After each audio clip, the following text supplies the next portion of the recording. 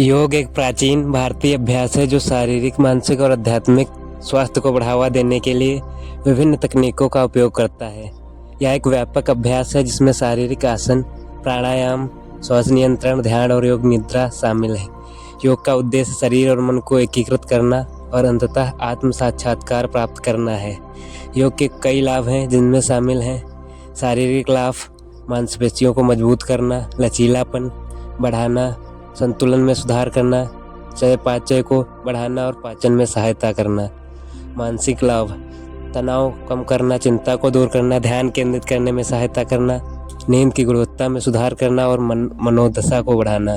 आध्यात्मिक लाभ, आत्म जागरूकता बढ़ाना, शांति और संतुष्टि की भावना विकसित करना और जीवन के उच्च अर्थ और उद्देश्य की खोज करना।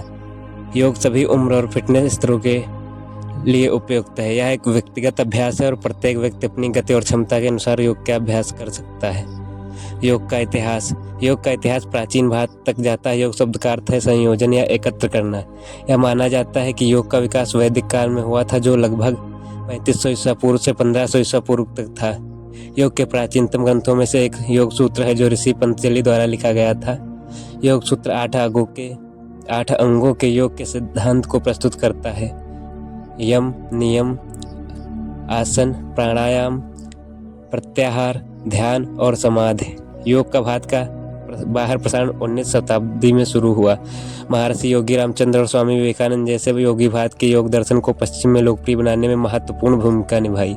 आज योग दुनिया भर में लाखों लोगों द्वारा अभ्यास किया जाता है। ध्यान एक अभ्यास है जिसमें मानसिक और तकनीकों का संयोजन का उपयोग करके अपने मन को केंद्रित या साफ किया जाता है।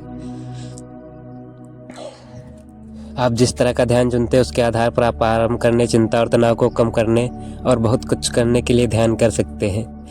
ध्यान के कुछ सकारात्मक प्रभाव कुछ हफ्तों के बाद स्पष्ट हो जाते हैं। सबसे ज़्यादा ध्यान देने योग्य बदलाव में शांत, ज़्यादा स्थिर मन है।